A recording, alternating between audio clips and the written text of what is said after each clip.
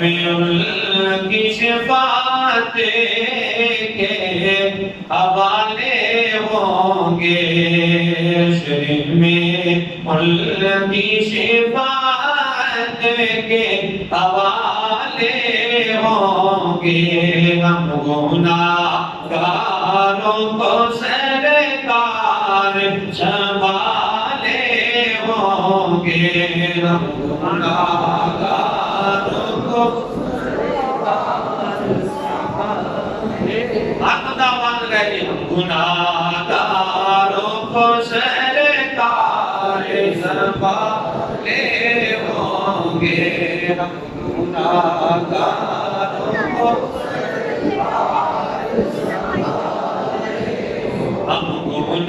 گناہگاروں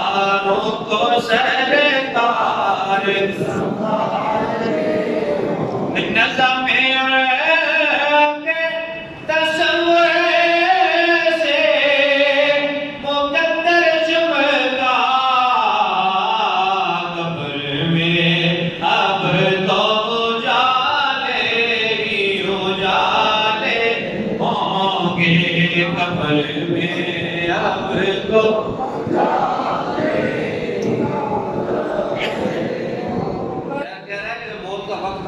سرکار کا دیدار جب ہو گیا،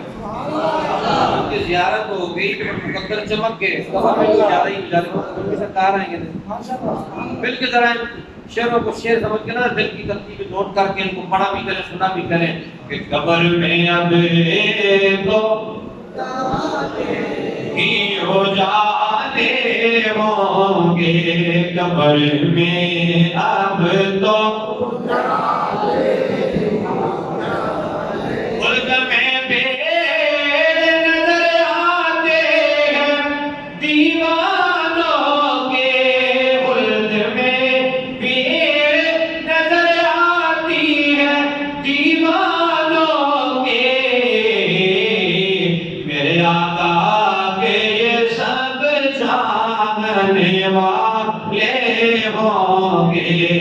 میرے آقا کے یہ سب جاننے والے ہوں گے، ہم گناہگاروں کو سرکار سنبھالے ہوں گے، ہم گناہگاروں کو سرکار سنبھالے ہوں گے۔ میرے ڈائی کے ساتھ عظیم و تقریب جمیع حضرات احباب میرے آقا حضور سید کونین سرور کونین اکرم کونین امام الانبیاء خاتم الانبیاء تاجدار ختم نبوت صلی اللہ علیہ وسلم کے پیارے غلاموں میں آقا علیہ السلام علیکم ورحمۃ اللہ وبرکاتہ۔ اب اگر آپ نے مثال آج 14 شعبان المعظم ہے اور جو آنے والی عظیم رات ہے، جو رات ہمارے پاس مہمان بن کے آ رہی ہے، اس رات کو 15ویں شعبان کی رات کہا جاتا ہے۔ مالک لم یزل نے فرمایا حامید والکتاب المبین، قسم ہے مجھے اس روشن کتاب کی، ہر بندہ حضرت کی قسم ہے مجھے اس روشن کتاب کی، اِنَّا أَنزَلْنَاهُ فِي لَيْلَةٍ مُبَارَكَةٍ، فرمایا کہ بے شک ہم نے اسے برکت والی رات میں اتارا۔ سوال تو پیدا ہوگا کہ ایک جگہ اللہ فرما رہا برکت والی رات میں اتارا اور ایک جگہ اللہ فرما رہا اِنَّا أَنزَلْنَاهُ فِي لَيْلَةِ الْقَدْرِ وَمَا أَدْرَاكَ مَا لَيْلَةُ الْقَدْرِ، کہ ہم نے اس کو لیلۃ القدر کی رات میں اتارا۔ باب گرامی القدر یہاں مفسرین کرام نے لکھا کہ یہ برکت والی رات ہے، اللہ اس قرآن کو میں نے برکت والی رات میں نازل فرمایا۔ مفسرین کرام فرماتے ہیں کہ اس برکت والی رات سے مراد شعبان کی 15ویں رات، اور اس 15ویں رات کو اللہ تعالیٰ نے لوح محفوظ سے آسمان دنیا پہ قرآن اتارا، اور پھر وہاں سے آہستہ آہستہ جبریل لے کے میرے آقا کی بارگاہ میں آئے، میرے آقا حضور کی بارگاہ میں لیلۃ القدر کو قرآن اتارا۔ اللہ فرماتا ہے کہ ہم نے اس کو برکت والی رات میں نازل فرمایا۔ اِنَّا كُنَّا مُنذِرِينَ، بے شک ہم ڈر سنانے والے ہیں، فیہا یفرق کل امر حکیم، مالک فرماتے ہیں کہ اس رات میں بانٹ دیا جاتا ہے، اس رات میں تقسیم کر دیا جاتا ہے ہر حکمت والا کام، ہر حکمت والا کام، ہر فیصلہ اس رات میں بانٹ دیا جاتا ہے، تقسیم کر دیا جاتا ہے، ہر اہم فیصلہ اللہ اس رات میں فرماتا ہے۔ سمجھیے کہ اس رات پچھلے شعبان سے 15ویں رات سے اس 15ویں رات تک جن لوگوں نے دنیا میں آنا تھا، جنہوں نے دنیا سے جانا تھا، جن کو جو جو رزق ملنا تھا، جس نے جہاں جہاں تک جانا تھا، جس نے جو جو کرنا تھا، پورے سال کا ڈیٹا اس رات میں لکھا جاتا ہے، اور آج رات کو اگلے سال کا ڈیٹا لکھا جائے گا۔ اگلے سال میں کس کس نے پیدا ہونا ہے، کس کس نے مرنا ہے، کس کس کو کیا کیا ملنا ہے، باب گرامی القدر۔ اسی لیے مالک نے فرمایا کہ اس رات کو ہم ہر اہم کام کا فیصلہ کرتے ہیں۔ بڑی توجہ آپ نے فرمانی ہے۔ میرے اور آپ کے آقا سید کونین علیہ السلام نے فرمایا، اور آقا حضور شعبان شریف میں اکثر روزہ رکھا کرتے۔ حضرت ام المومنین مومنوں کی ماں سیدہ طیبہ حضرت سیدہ عائشہ صدیقہ رضی اللہ تعالی عنہا و سلام اللہ تعالی علیہ کثیرا آپ فرماتی ہیں کہ سرکار مدینہ علیہ السلام اکثر شعبان میں روزے رکھتے ہیں، شعبان کا اکثر حصہ آپ روزے میں گزارتے ہیں، روزہ رکھتے ہیں۔ آقا حضور سید کونین علیہ السلام سے پوچھا کہ آقا اکثر روزے کیوں رکھتے ہیں؟ تو میرے کریم آقا سید کونین صلی اللہ تعالی علیہ وآلہ وسلم نے فرمایا، اس لیے کہ اس مہینے میں اعمال اٹھائے جاتے ہیں، اس مہینے میں اعمال اٹھائے جاتے ہیں، اعمال رب کی بارگاہ میں اٹھائے جاتے ہیں، اور میں پسند کرتا ہوں کہ جب میرے اعمال اٹھائے جائیں تو میں صائم ہوں، روزے دار ہوں۔ یہ آقا حضور فرما رہے ہیں۔ آگے مسند ابو یعلا کی روایت ہے، حضرت ام المومنین سیدہ عائشہ صدیقہ رضی اللہ تعالی عنہا یہ روایت کرتی ہے، فرماتی ہے کہ سرکار مدینہ صلی اللہ تعالی علیہ وسلم پورے شعبان کے روزے رکھتے ہیں۔ کتنے دی؟ پورے شعبان کے سرکار روزے رکھتے ہیں۔ آقا حضور روزے رکھتے تھے۔ قال قلت یا رسول اللہ صلی اللہ علیہ وآلہ وسلم احب شہور الیک ان تصومہ شعبان، یا رسول اللہ آپ سارے مہینے کے روزے کیوں رکھتے ہیں؟ سب سے زیادہ آپ رمضان کے بعد شعبان کے روزے رکھتے ہیں، رمضان کے بعد شعبان کو آپ ترجیح دیتے ہیں۔ آقا اس کی وجہ کیا ہے؟ آپ کو ماہ شعبان میں زیادہ ہم نے اکثر شعبان کو آپ نے پسند فرمایا۔ کہیں آقا علیہ السلام کو عائشہ اس مہینے میں ہر شخص جو سال میں جس نے مرنا ہوتا ہے، جس نے آنا ہوتا ہے، جس کی موت واقع ہونی ہوتی ہے، وہ لکھا جاتا ہے۔ آقا فرماتے ہیں کہ میں نے آنے والے سال میں جتنا بھی معاملات ہوتے ہیں، آقا فرماتے ہیں کہ میں یہ پسند کرتا ہوں، فَأُحِبُّ أَن يَأْتِيَنِي أَجَلِي أَنَا صَائِمٌ، فرمایا کہ میں پسند کرتا ہوں کہ جب میری اجل لکھی جائے، جب میری اجل لکھی جائے تو ساتھ یہ بھی لکھا جائے کہ میں روزہ دار ہوں، صائم ہوں۔ کہیں آقا سید کونین علیہ السلام نے آگے ارشاد فرمایا، میرے آقا حضور کا بڑا پیارا ارشاد ہے۔ آقا فرماتے ہیں کہ شعبان شہری و رمضان شہر اللہ، فرمایا کہ لوگوں شعبان میرا مہینہ ہے اور رمضان میرے اللہ کا مہینہ۔ اتنا پسند فرمایا سرکار نے شعبان کو،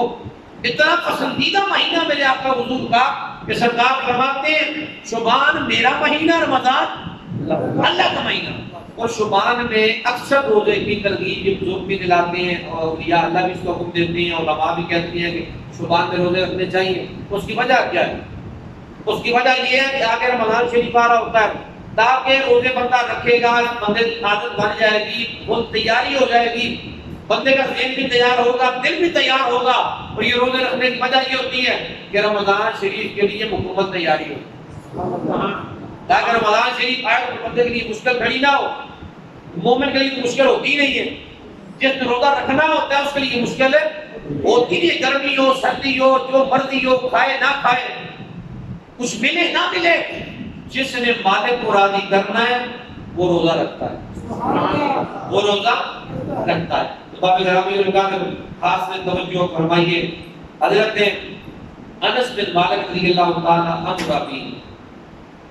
سنن ترمذی ہے جلد 3 ہے، صفحہ نمبر 51 حدیث نمبر 663 ہے۔ حضرت انس بن مالک راوی ہے کہ سرکار مدینہ صلی اللہ تعالی علیہ وآلہ وسلم نے فرمایا افضل صوم بعد رمضان، شعبان میں تعظیم رمضان، فرمایا کہ رمضان کے بعد افضل روزے شعبان کے۔ کس کے روزے افضل ہے جی؟ زبان کو ہلا کے بولے کس کے روزے افضل ہے جی؟ سرکار فرماتے ہیں کہ رمضان کے روزوں کے بعد اگر افضل روزے ہیں تو وہ شعبان المعظم کے روزے ہیں، اس لیے کہ شعبان کی تعظیم بھی رمضان کی وجہ سے۔ شعبان کی تعظیم کس کی وجہ سے ہے جی؟ اونچا بولو کس کی وجہ سے ہے؟ رمضان کی وجہ سے۔ شعبان کی قدر رمضان کی وجہ سے ہے، شعبان کا ادب رمضان کی وجہ سے ہے، شعبان کی تعظیم رمضان کی وجہ سے۔ اسی لیے میرے آپ کے آقا نے کہا کہ شعبان میرا مہینہ ہے، رمضان میرے اللہ کا مہینہ ہے۔ باب گرامی القدر امام ترمذی رحمۃ اللہ تعالی علیہ نے پورا باب باندھا ہے شعبان کی 15ویں رات کی فضیلت کے حوالے سے۔ یہ آج کل کہا جاتا ہے نہیں پتہ شعبان کو کیا ہے، کچھ بھی نہیں ہے، کچھ اس کی حقیقت نہیں ہے، یہ مال جاہلیت ہے۔ ایک جو ہے نا کہ وہ بندہ پوچھیا اس میں کیا ہے کیا نہیں ہے، تو بندہ کہہ رہے ہیں کہ میرے علم میں نہیں ہے، میرے نالج میں نہیں آیا، یہ ایک اچھا طریقہ ہے، یا ہوگا میرے ذہن میں نہیں آیا، میری نظروں کے سامنے نہیں آیا، یہ بالکل ڈائریکٹ کیا دینا کہ ہے ہی کچھ نہیں ہے، شعبان کی فضیلت ہی کچھ نہیں ہے، اسراف میں ہے ہی کچھ نہیں ہے، یہ جاہلیت کے علاوہ اور کچھ نہیں ہے۔ جاہل بندہ وہ اپنے آپ کو وہ جاہل ہی ہوگا جو اس طرح کی بات کرے گا کہ ہے ہی کچھ نہیں ہے، عالم اس طرح کی بات نہیں کر سکتا، کوئی سمجھدار بندہ اس طرح کی بات نہیں کر سکتا، کوئی صاحب علم اس طرح کی بات نہیں کر سکتا۔ بات توجہ کیجیے گا، حضرت المومنین مومنوں کی ماں بولیے سبحان اللہ۔ آپ راوی آپ سے آگے روایت کی حضرت عروہ بن مسعود رضی اللہ تعالیٰ عنہ، ام المومنین رضی اللہ تعالیٰ عنہ آپ فرماتی ہے کہ شعبان کی 15ویں رات، شعبان کی اونچی آواز، شعبان کی 15ویں رات تھی، فرماتی ہے کہ میں اپنے حجرے میں سوئی ہوئی تھی، تو سرکار مدینہ علیہ السلام بھی اس رات میرے حجرے میں تھے، فرماتی ہے کہ اچانک رات کو میری آنکھ کھلی، میں نے کیا دیکھا کہ سرکار بستر پہ موجود نہیں ہے، سرکار بستر پہ موجود نہیں ہے۔ آپ فرماتی ہیں کہ میں اٹھی جلدی سے کہ سرکار کو تلاش کروں، سرکار کدھر گئے ہیں؟ آپ فرماتی ہیں میرے ذہن میں ایک خیال آ گیا کہ شاید سرکار کسی اور زوجہ محترمہ کے پاس چلے گئے۔ میں اٹھی تلاش کرنے کے لیے بھی تلاش کرتی گئی تو کیا دیکھا کہ سرکار مدینہ علیہ السلام جنت البقیع کے قبرستان میں موجود ہیں، بقیع کے قبرستان میں سرکار موجود ہیں، عبادت کر رہے ہیں، سرکار دعائیں کر رہے ہیں۔ تو سرکار مدینہ صلی اللہ تعالیٰ علیہ وآلہ وسلم کو جب میں نے بقیع میں پایا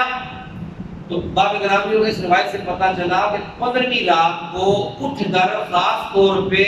عبادت کرنا، عبادت کا اہتمام کرنا، یہ سرکار مدینہ علیہ السلام کی سنت۔ ایک بات سمجھ میں آ گئی کہ ترمذی کے اندر پورا باب ہے فضیلت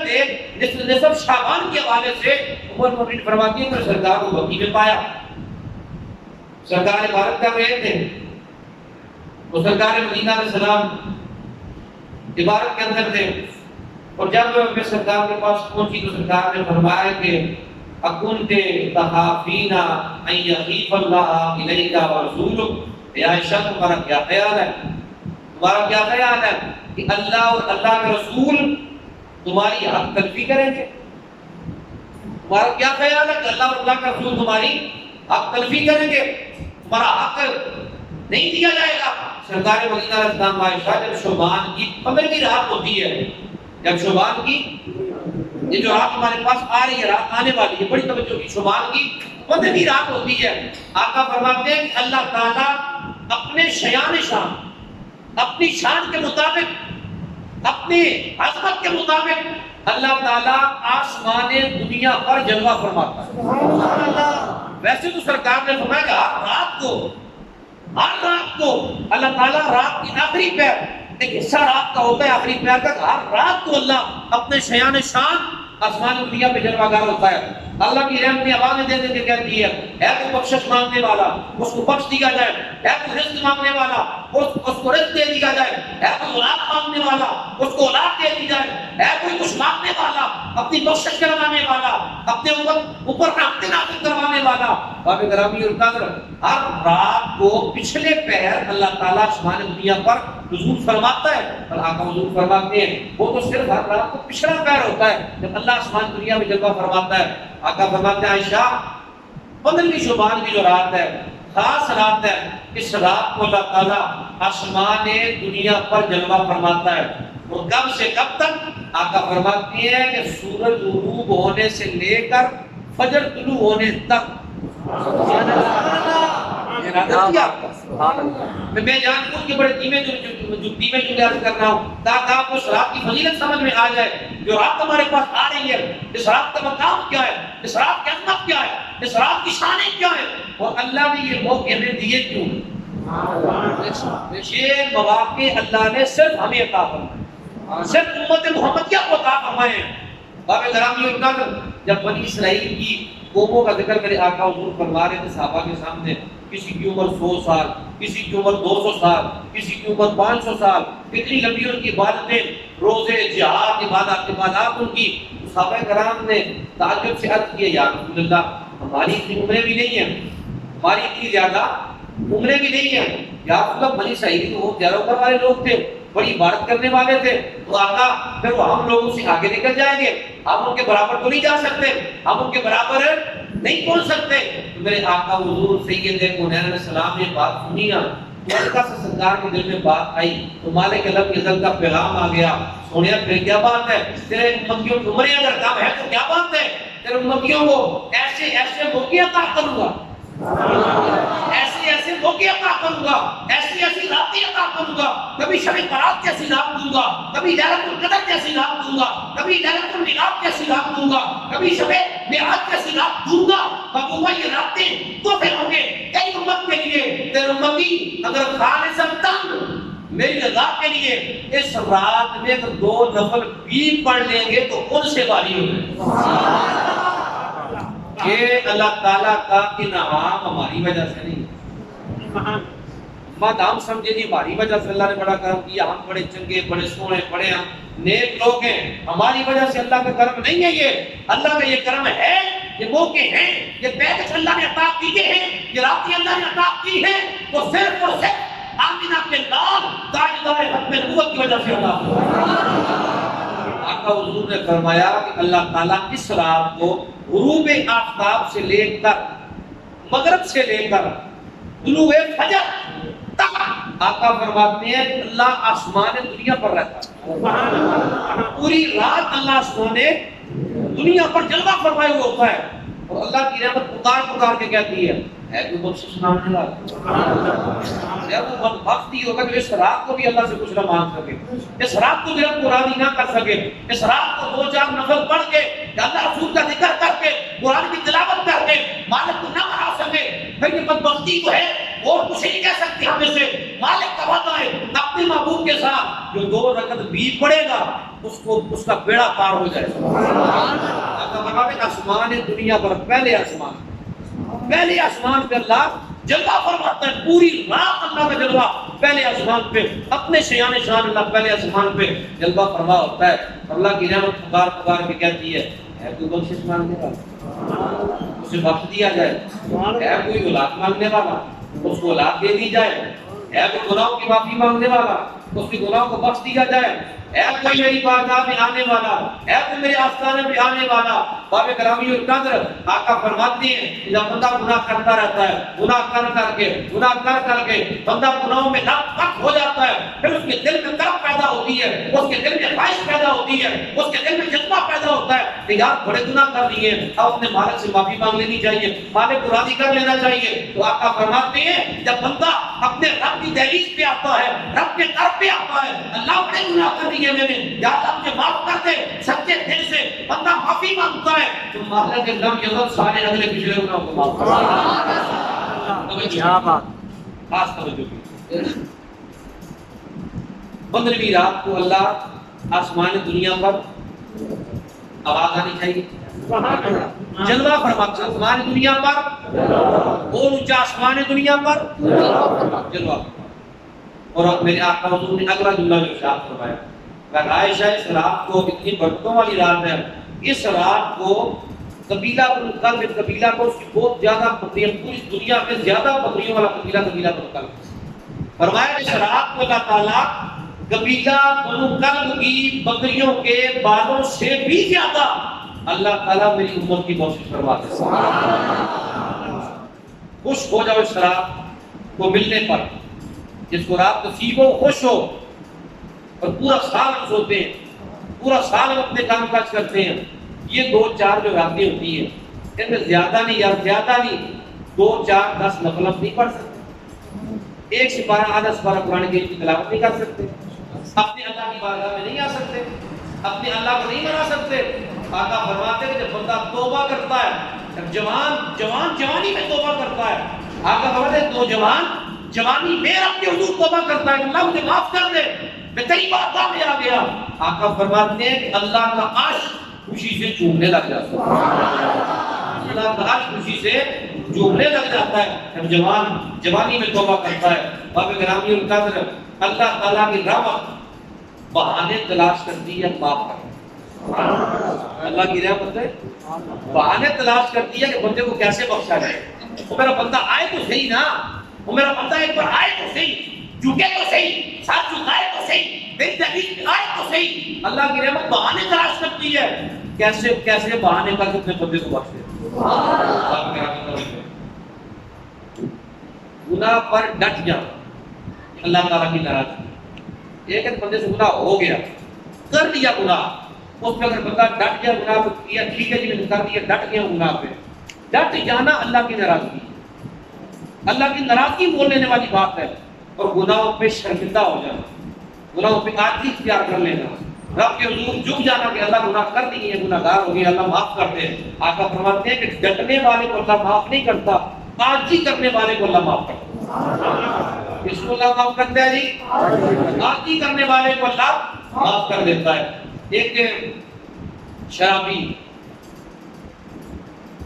کی حالت میں جا رہا تھا راستے پہ، آگے سے شراب کی بوتل اس کی بغل میں ہے، آگے دیکھا حضرت جناب سید کا فاروق اعظم، فاروق اعظم وہ جلالی میں نبی کا غلام ہے، وہ جلالی صحابی ہیں کہ میرے آقا حضور نے فرمایا کہ جس راستے پہ عمر چلتا ہے اس راستے پہ شیطان نہیں چلتا، جس راستے پہ عمر چلا جاتا ہے آقا فرماتے ہیں کہ شیطان بھی راستہ بدل لیتا ہے، اس لیے آگے عمر آ رہا ہے، آگے حضرت عمر پاک دوسرے دکھائی دیے۔ اس شرابی نے دل میں، اب بڑی توجہ کیجیے گا سننے پہ، مالک سے مطلب معافی مانگے تو اللہ معاف کتنا کرتا ہے۔ اس شرابی نے دل میں، زبان سے دل میں اللہ اپنے مالک سے عرض کی ہے، میرے اللہ، اے میرے خالق، آج مجھے عمر کے قید سے بچا لے، آج عمر کے غضب سے بچا لے، قید سے بچا لے، تو یا اللہ میں تیرے ساتھ وعدہ کرتا ہوں، یا اللہ میں سچی توبہ کرتا ہوں، آج کے بعد شراب کو پینا دور کی بات ہے ہاتھ نہیں لے، پینا دور کی بات ہے ہاتھ بھی نہیں لگاؤں گا۔ اس نے کیا کہ بوتل بغل میں دیکھ، حضرت عمر نے بوتل تو دیکھ نہیں تھی اس کے ہاتھ میں، جب عمر پاک پاس آئے نا انہوں نے کہا کیا ہے تیری بغل میں؟ اس نے کہا کہ میری بغل میں سرکے کی بوتل، کس چیز کی تھی؟ سرکے کی بوتل ہے۔ اب معافی تو رب سے مانگ لی تھی نا، رب نے توقع تو کر لیا تھا، سرکے کی بوتل ہے، آپ نے کہا نکال پائے، اس نے نکالی، حضرت عمر پاک نے کھول کے دیکھا وہ واقعی سرکہ بن چکی، واقعی شراب سرکہ بن چکی تھی۔ باب گرامی القدر مالک کی بارگاہ میں دل کی گہرائیوں سے ایک بار معافی مانگ کے دیکھو، دیکھنا اللہ معاف کتنا کرتا ہے۔ یہ مالک ہی ہے، یہ خالق ہی ہے جو ہمارے پردے ڈالتا ہے، ہم ایک دوسرے کے پردے نہیں ڈالتے، ہمارا مالک ہمارے اتنے پردے ڈالتا ہے۔ دل میں اس نے معافی مانگی، اللہ تعالیٰ نے شراب کو سرکہ بنا دیا اور اتنا پکا پھر ایمان والا بن گیا، اللہ کا نیک بندہ بن گیا۔ حضرت موسیٰ علیہ السلام آپ کے بارگاہ لگی ہے، 4 سالی ہے، یہ مشہور روایت آپ نے سنی ہوئی ہے۔ موسیٰ علیہ السلام کی بارگاہ میں لوگ ہیں، حضور اللہ کی بارگاہ میں دعا کرنا، بارش نہیں ہو رہی ہے، دبئی گر رہی ہے۔ موسیٰ علیہ السلام نے اجتماع لگا ہوا ہے، لوگ دنیا جمع ہے، موسیٰ علیہ السلام نے عرض کی ربا میں تیرا کلیم دعا کرتا ہوں کہ بارش نازل کر۔ آگے رب کی طرف سے رپلائی آیا کہ موسیٰ تیرے اس مجمع اجتماع میں، تیرے اس جلسے میں ایک اتنا گناہگار بندہ ہے، اتنا گناہگار بندہ ہے کہ اس کی وجہ سے میں بارش نہیں بھیج رہا، اور جو ہے اس کی وجہ سے میں بارش نازل نہیں فرما رہا۔ اگر وہ بندہ تیرے جلسے سے اٹھ کے چلا جائے تو وہ بارش نازل فرما رہا، اور جو ہے گناہگار چلا جائے تو بارش آ جائے گی، جب تک بیٹھا رہے گا بارش نہیں آئے گی۔ موسیٰ علیہ السلام نے اعلان کر دیا مجمع میں کہ تم میں سے کوئی ایسا گناہگار بندہ بیٹھا ہے یہاں پہ کہ جس کی وجہ سے اللہ بارش نہیں بھیج رہا، وہ خود ہی اٹھ کے چلا جائے تاکہ اللہ بارش نازل فرمائے۔ اب جو گناہگار بندہ بیٹھا ہوا اس کو پتا تھا میں گناہگار ہوں، اور کسی کو نہیں پتا تھا کہ کون ہے کون نہیں ہے، ہر بندہ ایک دوسرے کا چہرہ دیکھنے لگ گیا۔ اب جو گناہگار تھا نا، جس کی وجہ سے سارا کام ہو رہا تھا، اس نے سر جھکا لیا، آنکھوں میں آنسو لے آیا، دل کی گہرائیوں سے جا کے عرض کی یا اللہ آج میری لاج رکھ، آج کی میرے مالک آج میری لاج رکھ لے، آج میرا پردہ رکھ لے، یا اللہ تیرے ساتھ وعدہ کرتا ہوں، یا اللہ سچی توبہ کرتا ہوں، آج کے بعد کسی گناہ کی طرف جانا یا سوچوں گا بھی نہیں، یا اللہ گناہ کروں گا کبھی نہیں۔ سچی توبہ کی نا، مجمع سے اٹھا بھی کوئی نہیں ہے، اللہ نے بارش بھیج دی، مجمع سے اٹھا بھی کوئی نہیں ہے، گیا بھی کوئی نہیں ہے، بارش آ گئی۔ حضرت کلیم اللہ نے عرض کیا تو کہہ رہا تھا مجمع میں بڑا گناہگار بندہ ہے، اس کی وجہ سے بارش نہیں آ رہی، اٹھے گا تو بارش آئے گی، یا اللہ نہ کوئی مجمع سے اٹھا ہے، نہ کوئی مجمع سے گیا ہے، نہ کوئی یہاں سے اٹھا ہے، یا اللہ بارش تیری تو آ گئی ہے، بارش تو نے نازل فرما دی ہے۔ اللہ نے فرمایا موسیٰ اس گناہگار کے دل میں آج مجھ سے پکا وعدہ کر دیا، مجھ سے معافی مانگ لی ہے، میرے ساتھ عہد کیا ہے اللہ میں گناہ نہیں کروں گا، بارش نازل فرما، میرا پردہ رکھ لے، میری داغ رکھ لے۔ تو موسیٰ علیہ السلام نے عرض کی ربا، توجہ کیجیے، موسیٰ علیہ السلام نے عرض کی ربا مجھے دکھا اسی کو کون سا بندہ ہے، اللہ کے کلیم عرض ربا مجھے دکھا اسی کو کون سا گناہگار تھا۔ رب نے فرمایا موسیٰ جب گناہگار تھا تب نہیں دکھایا، رب کو گناہ معاف کر دیے، جب گناہگار تھا تب نہیں دکھایا میں نے، تب نہیں نام بتایا میں نے، تب ظاہر نہیں ہونے دیا میں نے، اب تو میں نے معاف کر دیا، اب تو اس کی بخشش فرما دی ہے۔ موسیٰ اب میں کیسے بتا سکتا ہوں، اب میں کیسے اس کا پردہ فاش کر سکتا ہوں۔ باب گرامی ارکان خاص طور پہ توجہ فرمائیے، میرے آقا حضور سید کونین اسلام نے فرمایا، آقا فرماتے ہیں کہ قیامت والا دن ہوگا، اللہ تعالیٰ ایک شخص کو فرمائے گا کہ جب اپنے نامہ اعمال کی کتاب پڑھ، اور جو ہے سب کی جنازہ صاحب کا اللہ فرمائے گا ایک گناہگار کو کہ جب اپنے نامہ اعمال کو پکڑ، میرے سامنے کھڑا ہو کے پڑھ، جو گناہ کیے سارے گناہ پڑھ میرے سامنے، اپنی زبان سے پڑھ اقرار کر۔ اب وہ کتاب کو کھولے گا، پڑھنا شروع کرے گا، آقا فرماتے ہیں کہ وہ بڑے بڑے گناہوں کو سائڈ میں کرتا جائے گا، بڑے بڑے گناہوں کو سائڈ میں کرتا ہے۔ اللہ سے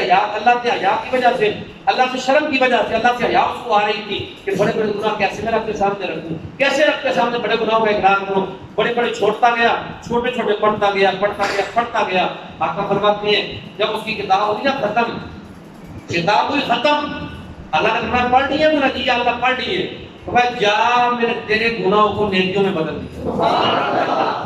یا میرے گناہوں کو نیکیوں میں بدل دیا۔ جب اللہ کی رحمت جوش پہ آئی ہے، اتنا رب نے فرمایا کہ جا تیرے گناہوں کو نیکیوں میں بدل دیا، اب تو بندہ اس کو سہارا مل گیا، پہلے ڈر رہا تھا اب سہارا مل گیا۔ عرض کی یا اللہ میرے تو بھی چھوٹے چھوٹے گناہ پڑے، بڑے گناہ تو پڑے ہی نہیں،